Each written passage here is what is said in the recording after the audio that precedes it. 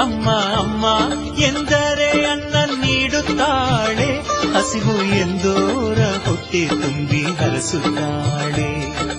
ಹೊರನಾಡಿನ ಅನ್ನಪೂರ್ಣಿ, ಕರುನಾಡಿನ ಜನ ಪಂಚಪ್ರಾಣಿ. ಹೊರನಾಡಿನ ಅನ್ನಪೂರ್ಣಿ, ಕರುನಾಡಿನ ಜನ ಪಂಚಪ್ರಾಣಿ. ಅಮ್ಮ ಅಮ್ಮ ಎಂದರೆ